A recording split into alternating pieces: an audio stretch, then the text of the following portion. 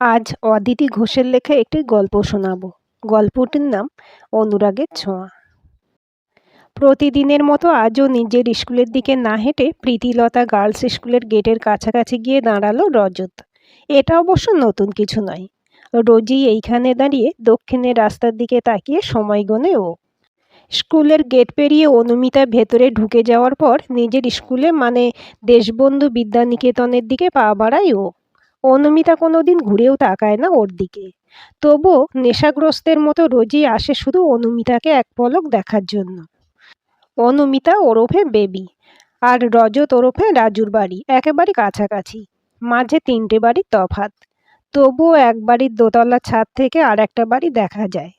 সুযোগ পেলে ছাদে উঠে উঁকিঝুঁকিও মারতে ছাড়ে না রজত, যদিও তাতে কোনো লাভ হয় না। মফস্বল এরিয়া হলেও বেশ উন্নত জায়গা রাজপুর। এখানে 3টে হাই স্কুল ও 6টা প্রাইমারি স্কুল শতবর্ষের সীমানা অতিক্রম করেছে অনেক বছর আগেই। প্রাথমিক চিকিৎসা কেন্দ্র, বড় বড় খেলার মাঠ সবই পুরনো আমলের। খেলাধুলার রেওয়াজও আছে ভালোই। বাড়ির কাছাকাছি মাঠে ছোটবেলায় একসঙ্গে অনেক খেলেছে রজত ও অনুমিতা। মাত্র 3 মাসের ছোট বেবির সঙ্গে বেশ বন্ধুত্ব ছিল রাজুর, কিন্তু বড় হওয়ার পর পরিস্থিতি বদলে গেল। অনুমিতা প্রাইমারি থেকে বরাবরই ফার্স্ট হয়। রজতও পড়াশোনায় খারাপ ছিল না। ক্লাস 8 পর্যন্ত প্রথম 5-এর মধ্যেই থাকতো ও। কিন্তু ক্লাস 9-এ ওঠার পর হঠাৎই পাল্টে গেল রজত। পড়াশোনায় তেমন মন তো ছিলই না, উপরন্তু বকে যাওয়া ছেলেদের সঙ্গে মিশতে শুরু করলো। লুকিয়ে চুরিয়ে বিড়ি খাওয়াও বাদ গেল না। এর সঙ্গে আবার শুরু হলো অনুমিতার পিছনে লাগা। একা পেলেই ওকে বলতো, আই লাভ ইউ বেবি। ঘেন্নায় মুখ ঘুরিয়ে নিত অনুমিতা। তবু লজ্জা হতো না রজতের। টেনে টুনে পাশ করে ক্লাস 10-এ উঠল রজত। সেই সঙ্গে বেপরোয়া হয়ে উঠল আরও। বাড়ির কারো শাসন মানে না, এই নিয়ে বাড়িতে চলে নিত্য অশান্তি। অনুমিতা অবশ্য যথারীতি ফার্স্ট র্যাঙ্ক করে উঠল ক্লাস 10-এ। পড়াশোনা ও গান নিয়ে কেটে যায় ওর দিন। কিন্তু যতই অগ্রাহ্য করুক না কেন, রজতের বেয়াদপি অসহ্য হয়ে উঠল ক্রমে। সরস্বতী পুজোর বিকেলে ঘটল সবচেয়ে অপ্রীতিকর ঘটনা। পুজোর দিন দুপুরে খাওয়া দাওয়ার আয়োজন ছিল সব স্কুলগুলোতেই। সব ছেলেমেয়েরাই উপস্থিত ছিল নিজের নিজের স্কুলে। প্রতি বছর প্রীতিলতা উচ্চ বালিকা বিদ্যালয়ে পুজোর পরদিন একটা সাংস্কৃতিক অনুষ্ঠান হয়। পুজোর দিন খাওয়া দাওয়ার পর তারই রিহার্সেল চলছিল। নৃত্যনাট্যে অংশগ্রহণ করেছে অনুমিতা। ও গান গাইবে, তাই রিহার্সেল দিয়ে ফিরতে ফিরতে বিকেল 5টা বেজে গেল। 4জন বন্ধুর সঙ্গে স্কুলের গেট ছাড়িয়ে অনুমিতা কয়েক পা এগোতেই রজত এসে দাঁড়ালো ওর রাস্তা গার্ড করে। অনুমিতা পাশ কাটিয়ে চলে যেতে চাইলে ওর হাত ধরে টান দিল রজত। অনুমিতা হাত ছাড়িয়ে নেওয়ার চেষ্টা করলো, আর দেরি না করে পকেট থেকে একটা লাল গোলাপ বার করে অনুমিতার হাতে গুঁজে দিল রজত। বলল, আই লাভ ইউ বেবি। রাগে ফুঁসতে ফুঁসতে গোলাপটা ছুঁড়ে ফেলে দিয়ে রজতের গালে সজোরে একটা চড় মারল অনুমিতা। ঝাঁঝালো গলায় বলল, তোর মতো লোফার ছেলেকে আমি ঘেন্না করি। শুধু আমি নই, পাড়ার সবাই তোকে এখন ঘেন্না করে। আর কোনোদিন বিরক্ত করলে তোর নামে তোদের স্কুলে কমপ্লেন করব। তখন দেখবি তোকে স্কুল থেকে রাস্টিকেট করবে। অপ্রত্যাশিতভাবে আঘাত পেয়ে প্রথমে ঘাবড়ে গেল রজত। তৎক্ষণাৎ নিজেকে সামলে নিয়ে বলল, এর শোধ আমি নেবই নেব। তোর বড্ড দেমাগ রেজাল্টের না? একদিন আমি তোর এই দেমাগ ভাঙবই। আর দেখিস, ভবিষ্যতে তুই একদিন যেচে কথা বলতে আসবি আমার সঙ্গে। একদল মেয়ের সামনে অপমানিত হয়ে আর ওখানে দাঁড়ালো না রজত। কথা শেষ করে হনহন করে হাঁটতে লাগলো। অনুমিতা ভয়ে ভয়ে বাড়ির দিকে পা বাড়ালো। সরস্বতী পুজো মিটেই আবার পড়াশোনা নিয়ে ব্যস্ত হয়ে পড়ল অনুমিতা। তবে তারই মধ্যে একটা ব্যাপার খেয়াল করলো, রাজু আর গেটের কাছে দাঁড়িয়ে থাকে না কোনো দিন। বন্ধুরা জানালো, ওকে আর রাস্তাঘাটে একেবারেই দেখা যায় না। খবরটা শুনে অনেকটা আশ্বস্ত হলো অনুমিতা। মনে মনে ভাবল, তাহলে নিশ্চয়ই এবার ভয় পেয়েছে রাজু। দিনগুলো জলের মতো গড়িয়ে যাচ্ছিল। দেখতে দেখতে মাধ্যমিক পরীক্ষা হয়ে গেল। খুব ভালো পরীক্ষা দিয়েছে অনুমিতা। শিক্ষক শিক্ষিকাদের অগাধ আস্থা ছিল ওর উপর। স্কুলের মুখ উজ্জ্বল করবে অনুমিতা, এটা সকলের বিশ্বাস। তবে যত ভালো পরীক্ষায় দিক না কেন, রেজাল্ট আউটের আগে টেনশনে ভোগে অনুমিতা। রেজাল্ট আউট হবে আজ। সকাল থেকে চিন্তায় ছটফট করছে ও। 10টা নাগাদ রেজাল্ট জানা গেল। 80% নম্বর পেয়ে পাশ করেছে অনুমিতা। রেজাল্ট জেনেই স্কুলে ছুটল ও।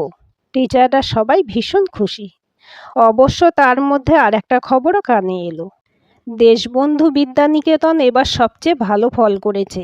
রজত শুভ্র চৌধুরী নামে একটা ছেলে 84% নম্বর পেয়েছে। নামটা শুনেই রীতিমতো চমকে উঠল অনুমিতা। দুর্দান্ত রেজাল্ট করে শিক্ষকদের কাছে পড়ার সবার কাছে বাহবা পেল রজত। অনুমিতার ধারণা ছিল রজত নিশ্চয়ই এরপরও সামনে এসে দাঁড়াবে। অনুমিতার থেকে অনেক বেশি নম্বর পেয়ে ওর অহংকার যে গুঁড়িয়ে দিতে পেরেছে সে কথাই জানাতে আসবে। কিন্তু তা হলো না। একটি বারের জন্য ওর ধারে কাছেও এলো না রজত। আবার পড়াশোনার মধ্যে ভীষণভাবে নিজেকে ডুবিয়ে দিল অনুমিতা। মনে মনে প্রতিজ্ঞা করল যে এবার কিছুতেই ওকে হারাতে দেবে না কাউকে। তবে রজতকে একদিন চড় মেরেছিল, ও কিছু বাজে কথা বলেছিল, সে কথা ভাবলে খারাপ লাগছে এখন। অতটা বাড়াবাড়ি না করলেও হয়তো হতো।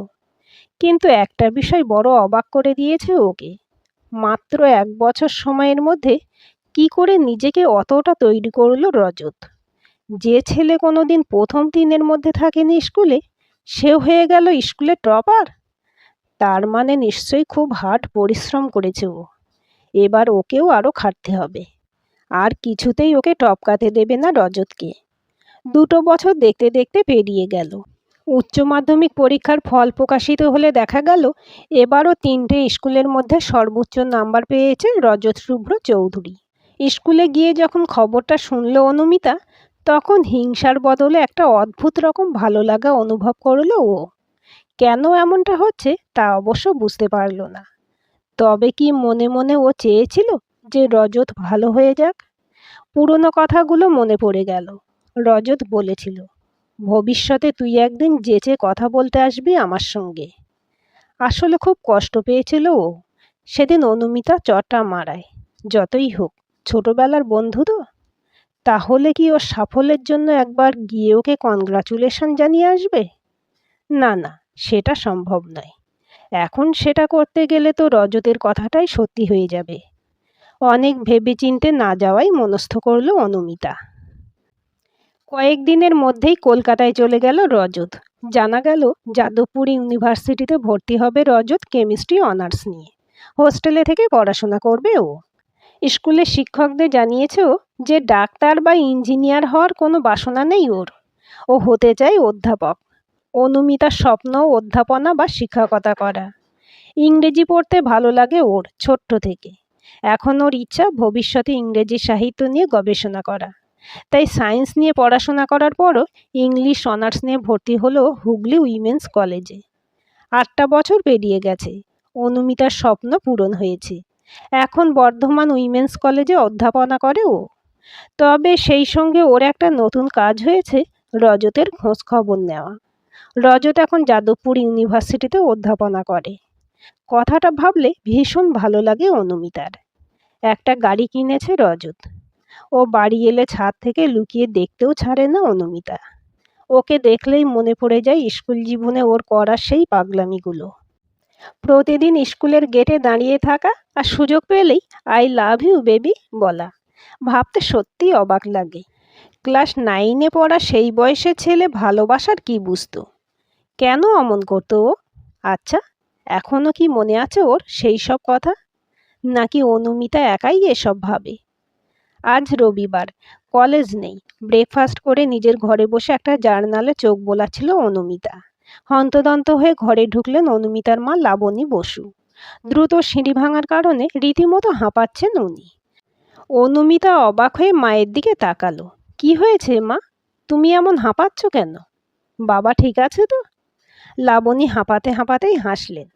না রে বেবি, তোর বাবার কিছু হয়নি, ও ঠিকই আছে। ওর কাছে একটু আগে রাজুর বাবা শ্যামলদা এসেছিলেন। কি বলে গেছেন জানিস? আমি কি করে জানবো শুনি?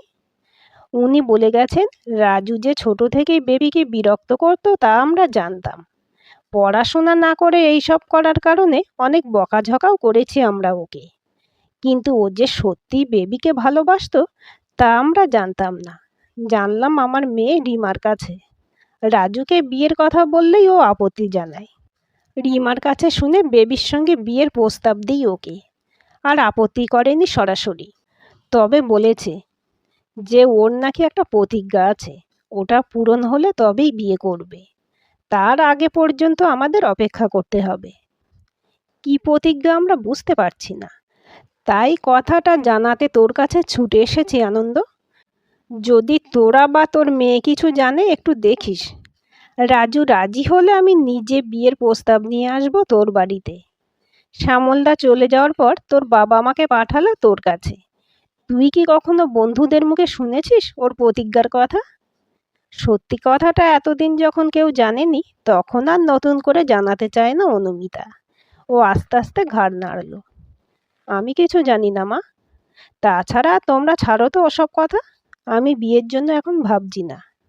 লাবণী বললেন, দেখতে দেখতে ২৬ বছর হয়ে গেল। এবার তো ভাবতে হবে রে মা। যাই হোক, দেখি কবে ছেলেটা রাজি হয়।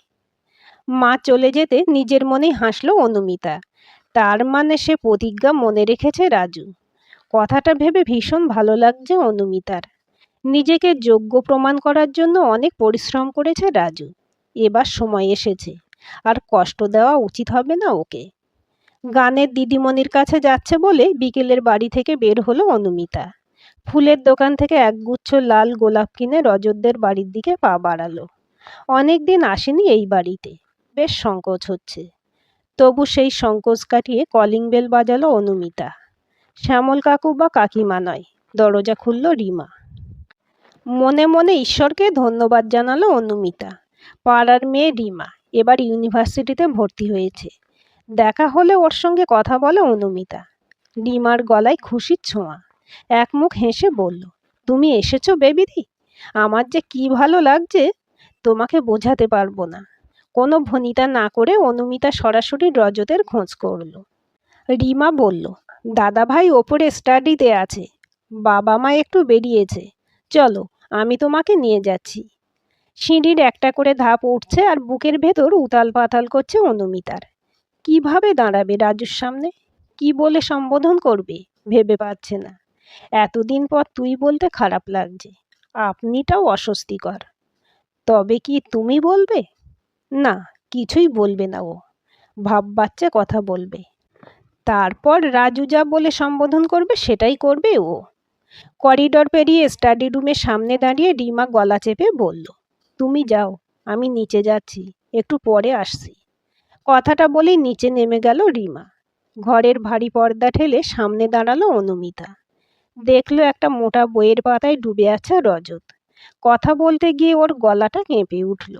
নিজেকে সামলে নিয়ে বলল, আসতে পারি? ভূত দেখার মতো অবাক হয়ে তাড়াতাড়ি চেয়ার ছেড়ে উঠে দাঁড়ালো রজত। একটু ধাতস্থ হয়ে সামনে হাত বাড়ালো ও। প্লিজ এসো। পায়ে পায়ে এগিয়ে গেল অনুমিতা। চুপচাপ দাঁড়িয়ে কেটে গেল কিছুটা মুহূর্ত। কি বলবে দুজনের কেউ ভেবে পাচ্ছে না। আর দেরি না করে ব্যাগের ভেতর থেকে গোলাপের গুচ্ছটা বার করে রজতের দিকে এগিয়ে ধরল অনুমিতা। ফুলটা হাত বাড়িয়ে নিয়ে রজত বলল, এই দিনটার জন্য ৮ বছর ধরে অপেক্ষা করে আছি, শেষ পর্যন্ত দিনটা তাহলে এলো। আবেগতাড়িত গলায় অনুমিতা বলল, আমিও অপেক্ষায় ছিলাম। সেদিনের ব্যবহারের জন্য আমি লজ্জিত। ঠোঁটের কোণে সামান্য হাসি টেনে রজত বলল, তোমার লজ্জিত হওয়ার কোনো কারণ নেই। আমার কোনো রাগ নেই, বরং আমি তোমার কাছে কৃতজ্ঞ। আমার জীবনের সাফল্যের পিছনে রয়েছে তুমি। কিন্তু একটা কথা জিজ্ঞাসা না করে পারছি না, যদি অপেক্ষাই করেছিলে তাহলে এতদিন পর আজ কেন? তোমার আমাকে মনে আছে কি না সেটা জানার অপেক্ষায় ছিলাম। আজ শ্যামল কাকু আমাদের বাড়িতে গিয়েছিলেন। উনি জানিয়ে এসেছেন যে আমার সঙ্গে তোমার বিয়ের প্রস্তাব তোলায় তুমি প্রতিজ্ঞা পূরণের পর বিয়ে করবে বলেছ। তোমার প্রতিজ্ঞাটা কি তা অবশ্য কেউ জানতো না। জানতো শুধু আমার 4 বন্ধু। ওরা সবাই এখন বিয়ে করে শ্বশুরবাড়িতে। হয়তো সবাই ভুলেই গেছে সেদিনের সেই কথা। রজত হাসল। যার মনে রাখার কথা সে যে মনে রেখেছে, এতেই আমি খুশি। কলিং বেলের শব্দ কানে আসতেই অনুমিতা বলল, এ মা, কাকু কাকিমা এসে গেছেন, আমি নিচে যাই। অনুমিতা যেতে উদ্যত হলে ওর হাতটা চেপে ধরল রজত। হাতের মুঠোয় চাপ দিয়ে বলল, আই লাভ ইউ বেবি। লজ্জায় অনুমিতার গাল দুটো লাল হয়ে গেল। ও মুখ নিচু করল। রজত বলল, একই কথা জীবনে অনেকবার একতরফা আমিই বলে গেছি, আজও কি শুনবো না কিছু? চোখ তুলে তাকালো অনুমিতা। ঠোঁট দুটো আলতো ফাঁক করে বলল, আই লাভ ইউ টু। উত্তেজনায় অনুমিতাকে দুহাত দিয়ে জড়িয়ে ধরল রজত। ওর অনুরাগের ছোঁয়ায় ভরে উঠল অনুমিতার মন। আজকের গল্পটি কেমন লাগলো কমেন্ট করে জানাবেন। ভালো লাগলে লাইক, হাইপ, শেয়ার করবেন। আর চ্যানেলটি সাবস্ক্রাইব করে বেল আইকনটি ক্লিক করে রাখতে ভুলবেন না।